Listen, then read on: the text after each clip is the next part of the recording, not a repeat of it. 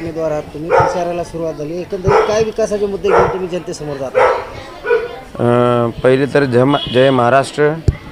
आम्ही जनतेसमोर जे आमचं प्रेझेंटेशन आहे या जनतेला जे आम्हाला दाखवून द्यायचं आहे विकासाच्या मुद्द्यात, सर्वात पहिले विकासाच्या पहिले आज इथं सगळ्यात वार्डात मोठी प्रॉब्लेम म्हणजे आहे त्यांची रोज जी गरजेची जे आहेत म्हणजे झाडू मारणं, कचऱ्याची गाडी किंवा पाणीचा वेळ, हे सगळे मेन मुद्दे आहेत.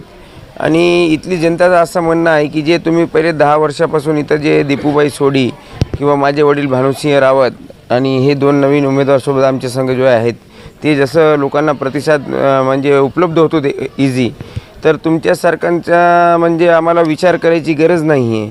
आणि विकासासाठी तर आमचे आमदार बोंडारकर साहेब, सन्माननीय हेमंतभाऊ पाटील साहेब यांनी भरपूर निधी इथं 3 वर्ष झालेत समजा प्रशासक लागू होऊन, तरी त्यांचे आमदार फंडातून इथं आम्हाला रस्त्याचे सीसी नालींचे कामं आमचे चालू करून दिलेले आहेत.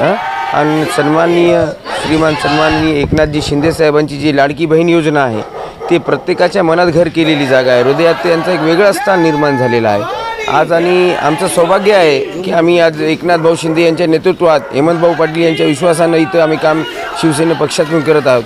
आणि जे आमचं वर्क होतं समजा समाजात नगरपालिकेत दीपक भैयाचा समजा सोडी साहेबाचा, तर त्याला आमचं अजून भर पडलं शिवसेनेत आल्यामुळं एकनाथ भाऊच्या योजनेमुळं.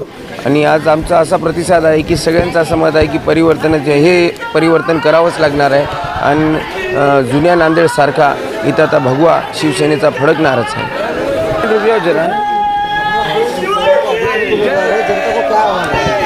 जनता को तो ये बोलना है, हमारे प्रभाग क्रमांक 16 में तो चारों उम्मीदवार चुनते आ रहे हैं और नांदेड़ में भी भगवा फड़कने वाला, इसके लिए ज़्यादा से ज़्यादा शिवसेना को मतदान करो, शिंदे सेना को मतदान करो, क्योंकि आने वाली 27 महापालिका में शिंदे साहब की सेना की है, इसके लिए ज़्यादा से ज़्यादा मतदान करो.